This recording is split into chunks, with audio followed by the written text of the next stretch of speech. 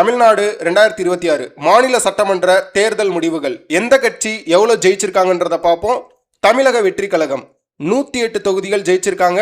இதுல திரு விஜய் அவர்கள் 2 தொகுதியில ஜெயிச்சனால ஒரு தொகுதியில ராஜினாமா செஞ்சார் அப்படின்னா இந்த நம்பர் 107 மாறிடும்.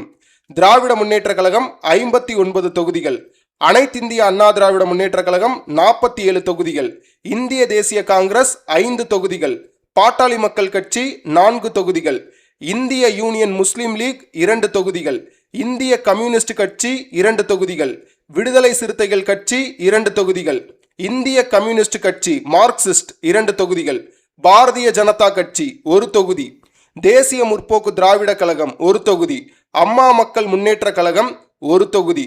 மொத்தம் தமிழ்நாட்டில் இருக்கக்கூடியது 234 தொகுதி. இதுல மெஜாரிட்டின்றது 117 + 1 118 இடங்கள் தான் மெஜாரிட்டி. இது இருந்தாதான் கவர்மெண்ட் ஃபார்ம் பண்ண முடியும்.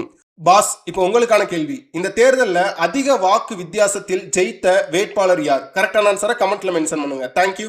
பாஸ், ஒரு முக்கியமான அனௌன்ஸ்மெண்ட். நிக்டோ ஐஏஎஸ்ல ஆன்லைன் லைவ் கிளாஸ் கூகுள் மீட்ல ஸ்டார்ட் பண்றோம். டிஎன்பிஎஸ்சி சிலபஸ்ல பொது அறிவுல யூனிட் 5 தமிழ்நாடு டெவலப்மெண்ட் அட்மினிஸ்ட்ரேஷன் தமிழ்நாட்டில் வளர்ச்சி நிர்வாகம்ன்ற டாபிக் கிளாஸ் ஆரம்பிக்கிற தேதி 13 மே 2026. கிளாஸோட டைமிங் நைட்டு 9 மணில இருந்து 10 வரைக்கும். கிளாஸ் பத்தின மேலும் விவரங்களுக்கு ஸ்கிரீன்ல தெரியுற அந்த நம்பருக்கு வாட்ஸ்அப் மெசேஜ் பண்ணுங்க.